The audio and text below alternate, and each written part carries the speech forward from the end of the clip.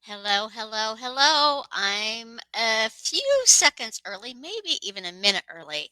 So come on in and join me for our Embrace Your Life chat, which happens Tuesdays, Wednesdays, and Thursdays at 11:30 Chicago time. I am Carol C.C. Miller, your positive life strategist, peace activator, and global hugger, coming to you with an episode of Embrace Your Life chats where the entire purpose and intention is to help heighten your celebrations and lessen your sorrows through a positive focus. I have been coaching, speaking, loving positivity, love, kindness, compassion, and peace for well over a decade, getting close to 15 years now. I guess I'd say I've always been a fairly positive person besides that, but consistently working on it, creating positive focus and coaching for 15 years. And I'm not always positive. I'm not always compassionate, loving, or kind either. I think some people think of when you're a positive person or when somebody tells you to just be positive, you might want to slap them for that because there are things that go on that aren't positive.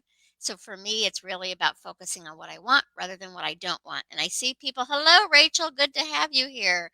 I am not about to try to say your name. Well, I'm going to try to say your name, and I apologize right now if I say it wrong. Bahabali? Welcome.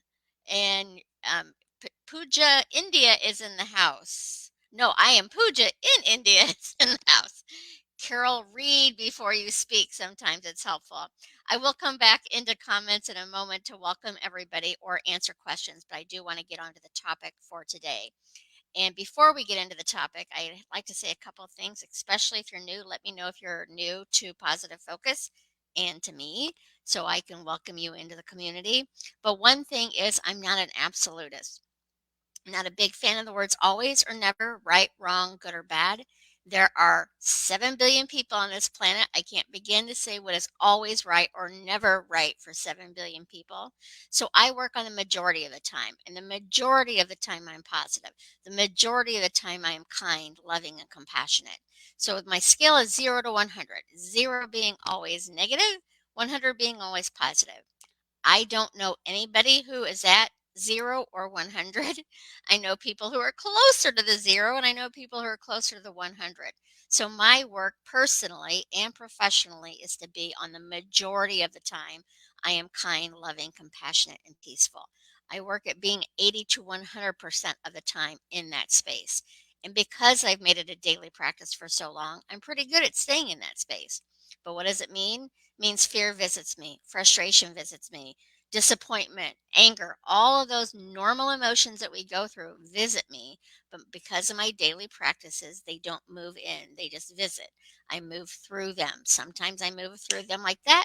Sometimes it's minutes, hours, maybe even a day. It's been a long time since I've allowed something to impact me for a day or days, but it does still happen. So just want you to know that you may hear me say the word always or never on occasion. I tend to not use them because there is so much beauty in the gray areas of life that most of us live in. So that's the first thing. And the second thing is I'm a coach. I love coaching people and supporting them on growing their best life. Most of it, what I work on is mindset to see how you can go a little bit further in believing in yourself, and that helps you create more of what you're wanting to create. I am not a counselor nor am I a therapist, and sometimes you need that support to live your best life. I just believe you're worthy of living your best life. So, whether it's coaching, counseling, therapy, a clergy person, a best friend, whatever it is, get that support team around you to help you lead your best life. Hi, Jacqueline. Good to have you here. Vicky, good to be here. Hi, Vicky. And let's see, quickly look at a couple other people here. Judith, welcome. Allison, you're new. Welcome to the community. Andy from England. That's one another thing I love about this community is from people from all over the world. We may not have grown up the same way or have the same culture or religion, but we are all in a space of the vast majority of us wanting to live a kinder, more loving, compassionate, and peaceful world. There might be a few out there who really don't want to live that. I don't think that it's a very high number. I think there are people who are doing unkind, uncaring, unloving, non-compassionate, uncompassionate things because they are in a space of hurt. So that is also a possibility. But I think the vast majority of us want kinder, more loving, compassionate, and peaceful world. So that's what I'm here to help with is to bring that into your own lives with just some tips and tools. If they work for you, great. If they don't work for you, that's fine too. Today we are going to talk about people pleasing. I think it was Lisa on Thursday who asked about how to deal with people pleasing. It might not have been Lisa, but I know it was a Thursday conversation that brought this up. And I thought it was a great topic because I think I tend to like pleasing people myself. So I wanted to discuss this because it kind of has again, remember, I'm not a all or never person, always or never person. So people pleasing, when you say that, tends to have a negative connotation because you become a doormat. You let people take advantage of you, on and on and on. That is true for me when you are an unhealthy people pleaser. I like helping people, and there are times in my life where I realize I have gone past my boundaries. I've depleted my energy because helping people is a way to feel loved, but it's also you can be healthy at helping people and feel the love. We are a connected species, so wanting appreciation from other people and admiration or inspiration is a normal thing to want and to desire. It's when we need it from an outside source to feel validated and to know that we're loved. That's where it gets to be that tricky, slippery slope on wanting it, appreciating it, and needing it. And if you don't have it, then feeling less than because of it. Not a right or wrong, it's just where you are and where you want to be. So I like to look at the definition of words that we're talking about. And people pleaser is someone or something that pleases or wants to please people. If you take that sentence, someone or something that pleases or wants to please people, there's nothing negative about that. Again, for me, it's when you go over to an unhealthy boundary of taking care of everybody else and not valuing yourself and taking care of yourself. You can be a people pleaser, and again, my thoughts, and have healthy boundaries and take care of yourself. Or you can go to the extreme where everybody else is most important and you find yourself not valued and not cared for unless you're doing things for people. And that's also a personal choice. I can give and give and give and give, and that might not be overboard for me. And yet, someone else might think that I'm going overboard.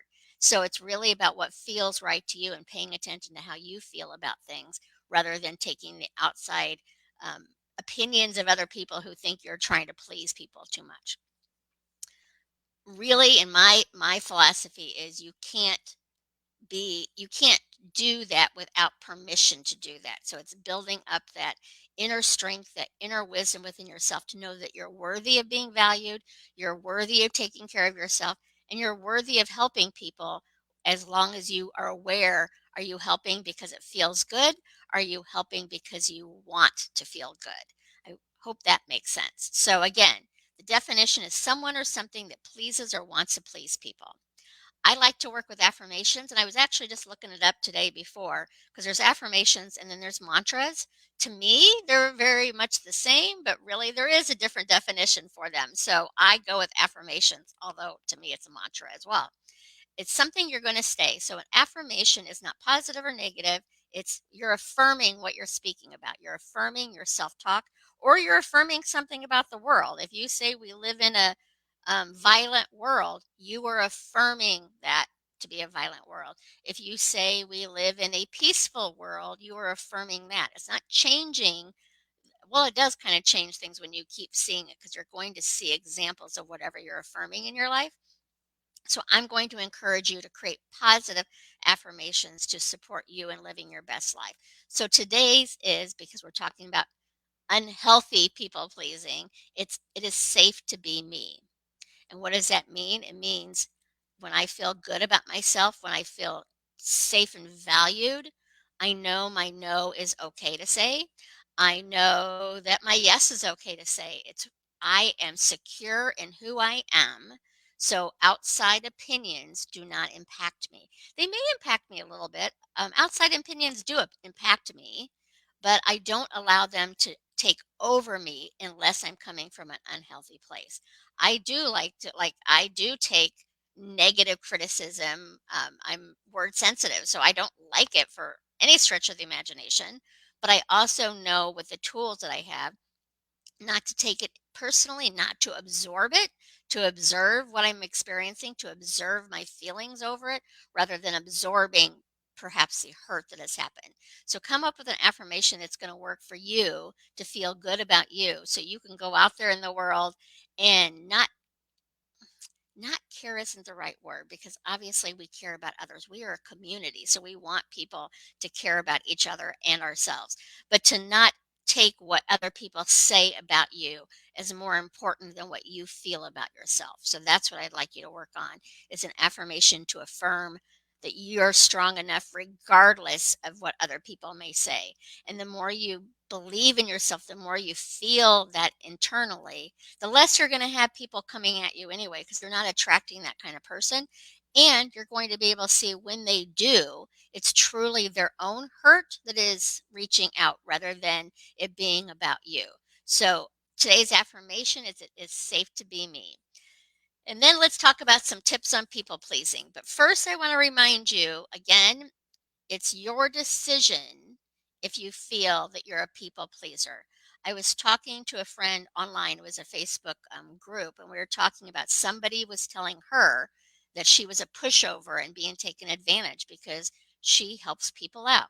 She has the financial means to help a lot of people, and she does that. And so, for my recommendation to her, did it feel bad? If it feels bad and it feels like you're being taken advantage of, then you want to step back and ask, why does this feel bad? Why do I feel that I'm being taken advantage of?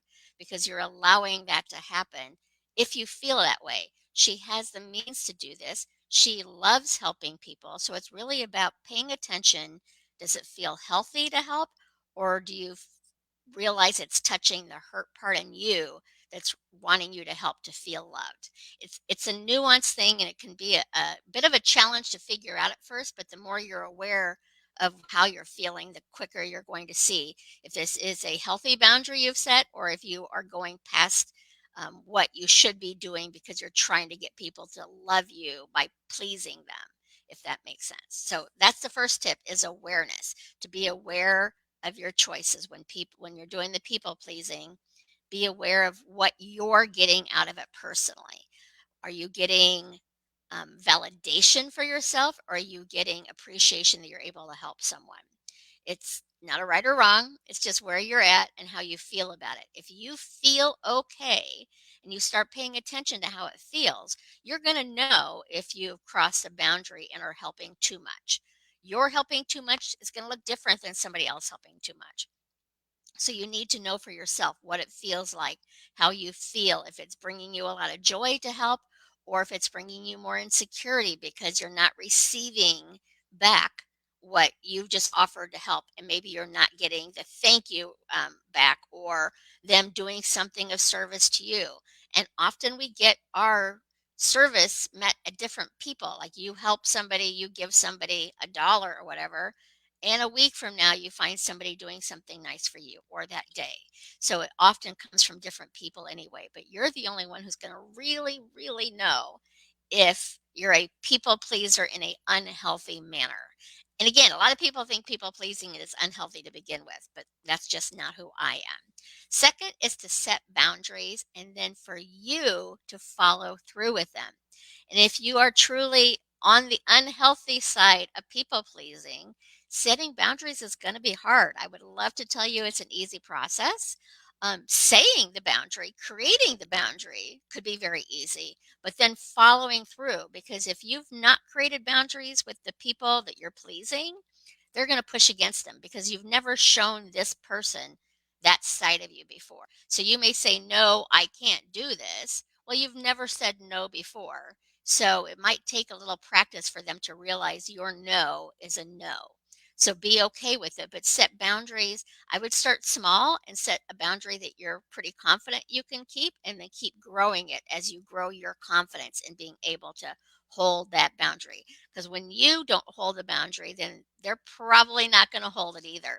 Again, not right or wrong, it's just how you feel about the situation. And then for those people who are energy sucks and for whatever reason you need them in your life or want them in your life, set time limits to it so you're not giving up 3 hours of your day for a phone conversation that you might be saying, uh huh, you're right. Okay. So set a boundary and let them know that you have 15 minutes to talk or a half an hour to talk or whatever is comfortable for you. And again, if you're first starting out, it's a practice to be able to set that boundary because you want them to be happy. But at the end of the day, if you're making someone else happy, you're worried about disappointing them, you're probably disappointing yourself in some aspect if you're at the unhealthy people pleasing. If you're a healthy people pleaser, that's a tongue twister, then both sides are happy about it. You're happy you could help, they're happy that they received the help. But when we're at the unhealthy level, we're probably not unhappy. We may even start resenting the fact that they keep asking for help when it's in actuality us being afraid to say no. Now, there are people out there who are abusive and they're not going to take your no. So I'm not talking about when you can't say no in a certain situation. I'm talking about when you have the ability to speak up, when you know you're safe to speak up and to say no and be comfortable with it. Peop Unhealthy people pleasing, honestly, people pleasing, it kind of can get hard to say no to people, and then you want to explain your no. No, I have XYZ to do. You really don't even need to give an explanation. You can just say no. And it's hard work and it's practice. I'm here Tuesdays, Wednesdays, and Thursdays. And if I don't say it every time, I should. It's about practicing. These are daily practices that I do. Some people might be able to pick it up and do it immediately. I suspect the vast majority of us require practice to make it a habit, to make it comfortable to keep doing. So set a time limit and then practice saying no. And that too can be challenging when you're used to saying yes, but practice saying no. And if when you first start saying no to things that you don't want to do and you find it hard, let them know, like, hey, I need to think about this. Let me get back to you. So that gives you a little bit of space to think instead of react, because we often just react immediately. Yes, I'll do that. And then 30 seconds later, you're like, oh, I already had plans. I can't do it. Or why did I say yes to it? So go back to them later when you're able to have a confident no or a yes. And I promise you, especially as you're practicing, you're probably going to still say yes more than the no's, and that's okay. You're aware of how you feel now, so you're making decisions on that awareness. And as you build that muscle of knowing you're safe to say no, knowing you're safe to be who you are, the more you're going to be able to say confidently no. It's not a timetable. One person, this might take 8 weeks practice. One person, it might take 6 months practice. Somebody else may not really get to it without more deeper dive and get counseling on how they help everyone and not take care of themselves. It's really not a right or wrong. It's just where you're at and how you want to feel. So that is what I have for you today. Let me come into comments and see if there's any questions. Annie, Allison, Judith, I think Patricia, hello, welcome. Greenland, um, I hope I'm saying it right. Christiane, I would love to go to Greenland. There's so many places in this world I would love to visit. Bangladesh is in the house. Lisa, I never felt as if I could ever please my mom, whether it be day to day or buying gifts for holidays and birthdays. Lisa, I think it was you that brought this up last week. So I encourage you to realize that pleasing other people, you can do your best. You can say the right things in your mind. You can buy the gift that you think that they will like. You can do all of these things, but darn it, we don't have control of how other people receive our kindness or receive our gifts. And if it's truly a gift, and this can be a challenge, if it's truly a gift, once you give it, it doesn't matter what the other person thinks about it, does with it, because the point is you gifted it to them. Now it's their decision to do with what they want to do with it. So I really encourage you to think about ways to, um, especially because I know your mom is passed, to be more gentle with yourself on what you perceived your mom's disappointment. And maybe she shared disappointment with you. So maybe it wasn't a perception, maybe it was a fact that she was disappointed and didn't like the gifts you gave her. Then I would encourage you to think about her background and what she grew up and how she was, and maybe have a little compassion that her lack of consideration to you might be that she did not have those tools herself to do. And so it's really about finding compassion for even the people that hurt us. It doesn't mean that we spend time with them. It doesn't mean that what they've done is okay, but it does mean that we're able to release that energy from our own bodies so we can move forward to feel a little bit better.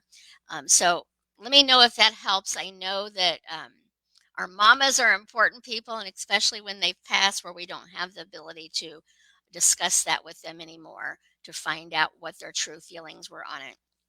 But my guess was if she truly was disappointed in you, it was from her own past. It really didn't have anything to do with you.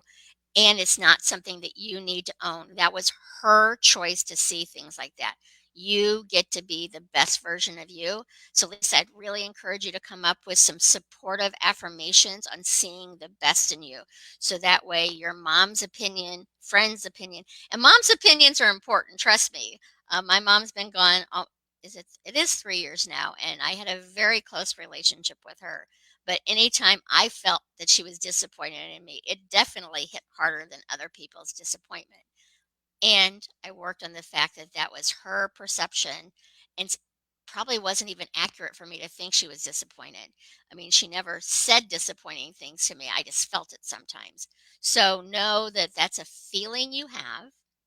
Own that feeling. That feeling wants to feel heard. That feeling wants to feel loved, and then start to release it, to be gentle with yourself through the process, because we can't own what other people think of us. We can want them to think the best of us. We can do actions and give and share and be kind and generous ourselves. But the only thing we have control over is how we react, how we respond. You can do everything that you think is right, and it might hit the other person as wrong. So the more that you fill yourself up, the less impact other people will have on you. So I hope that helps, Lisa. Let me know. I so appreciate you being here so often. I'm grateful for you.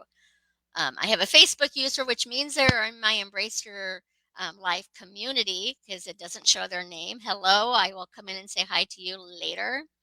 I am literally figuring out my energy priorities right now. Okay, wonderful. I'm not sure who is saying that, but being an empath with boundaries takes a lot of learning and practice. You should make a class on this, Carol. Um, so being, yeah, boundaries. I will do a talk on boundaries for sure, and possibly make a class. It is something that has been in the last, I would even say 5 years, maybe a little longer, but pretty much 5 years that I've gotten better at myself. I've always been a be kind to people and everything, and I did not like the term boundaries because to me that was being unkind. I realized that was a wrong statement and I've worked on it. So boundaries are very healthy. You can have unhealthy boundaries. So the word boundary itself is not positive or negative. It's what you define it as and what you do with it. So no, am I setting this boundary because it's the right thing to set and it's helping me? Or am I setting this boundary because I'm afraid to look at what is making me need this boundary? I hope that makes sense. But yes, I will definitely talk about boundaries another time. It is a big topic, and perhaps create a class around that. Coming out of an abusive relationship, okay, Vera, I'm trying to read this. Sometimes my comments get hidden, and also sometimes I don't see the comments until I come back later. So if I've missed somebody, I apologize. Coming out of an abusive relationship and the reality of the dissociation to cope with the normal versus abnormal interactions, or when people say, "How are you?" and you say, "Good," and the cliche of that. Um, Vera, first of all, I'm grateful that you have come out of that abusive relationship. I hope you are finding the support that you need to release any of what that might still hold over you, because abuse is not okay. Whether it's in words, whether it's in actions, it takes a toll on people. So make sure that you're taking care of yourself on that. And yeah, the whole how are you? People tend to want to hear I'm great. So don't ask the question how are you if you're not willing to hear, hey, I've just come out of an abusive relationship and I need support right now. So ask the questions that you're willing to hear the response to. And Vera, again, I hope you find the people who support you on that. Abusive relationships is not my expertise. I certainly am happy to help with kindness, love, compassion, and peace around that. But I know that there are people out there who could be a better service to you than I can be in that realm.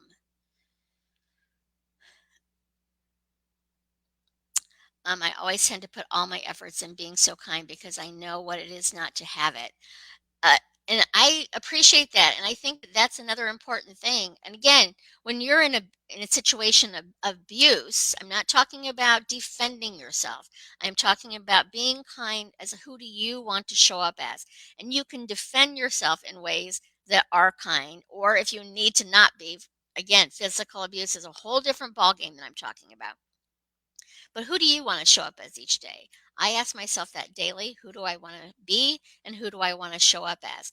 I don't want to be mean. I don't want to be unkind. I want to be loving, kind, compassionate, and peaceful the majority of the time.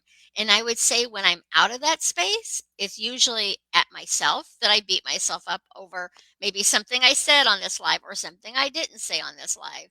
So it's really about me focusing on who I want to be today and how do I want to show up today. And the majority of the time, I would love to say I'm always positive, I'm always kind, but it would be not true. So I do work on the majority of the time because I do believe, we're human. We're going to feel all those emotions: anger, frustration, fear, disappointment. They're not wrong. It's just how much energy and time do you want to give to them? The more energy you give to something, the more you're allowing it to grow. Maybe you need to give energy to it for a while so you can heal from it. So it's not wrong to pay attention to it, but it's to pay attention to how it feels and how you want to move forward from there. So let me see. Saying no is quite difficult at times, but practice the right words is important. Yeah, Christopher, saying no is still challenging for me at times. And I usually do the pause and say, let me get back to you. So I have a moment to really think, do I really know I don't want to do this? Or is it, no, I don't want to do this because it's uncomfortable and it's something that is good for me to experience. So it's whether, and it's also that pause gives me a chance to decide, is it a true no or is it a hard to say no? And that helps for me, especially when it's hard to say no, is to give yourself that pause and respond later. Say, let me get back to you. I need to check my calendar or whatever it is that will support you as you grow that muscle. And I also like to turn it into a yes as much as possible. So if somebody like might invite you to dinner, no, I can't do it today, but I would love to do it, next month or whatever. So to leave it in a positive way as much as possible. But it's really about honoring who you are, who you want to be, and knowing the people pleaser in you is okay until it becomes unhealthy where you're feeling depleted. If helping people fills you up, then to me that's not unhealthy. But if it's depleting you and you're not taking care of yourself in the process, that's when you're probably going to want to look at it and be aware. The more you're in awareness of how you feel, then you're going to be able to make better decisions for yourself. When we're on autopilot and letting life live us, we're not in the driver's seat anymore. We're just following everyone else or just following the mood that we might be in. So when you're aware of how you feel, then you can make decisions to keep going because it feels right, or you can make decisions to shift into what will feel a little bit better. So that is what I have for you today. I do not see Erica Overby is making these comments. Hey, Erica, I was wondering when he was like, you need a medium. I was like, I should have thought it was you. Um, oh, Anna, I love you too. Thank you so much. It's important for people to hear the idea of not asking a question that you're not ready to answer. A lot of people just do face value responses because they know that people don't really want to hear the answer. I don't tend to ask how you are because depending if it's a safe environment where I know the person needs to hear it, but it really is about asking the questions that you're prepared to hear the answers to. An answer that you may not want, but if you know that that's a possibility, then you're ready for that kind of response too. So, people pleasing 101 is done for today. Again, in my world, people pleasing is not bad or wrong. It's how you feel about it. Does it deplete you or does it fill you up? If it depletes you, then I would encourage you to take a look at why are you doing this? Are you doing it to receive love? Are you doing it to give love? And the more that you're doing it to receive love, I'm gonna say it. We all want to feel loved. I'm gonna go back. The vast majority. There might be somebody out there that does not want to feel loved, but the majority of us do. So it feels good to feel loved and to be wanted and needed by people. But it's when it's depleting you because you're doing it because you want their love in return. That's when I encourage you to look at it and set some boundaries for yourself. Start small. Start with a boundary that you know that you can do because they're probably going to push back on it, and not even in a mean way, but they've never had you say no before. So now that you're saying, no, I can't do that, well, why should they believe that to be true when they've never experienced it before? So it's a possibility. They may not. They may just take your no as face value and agree with it.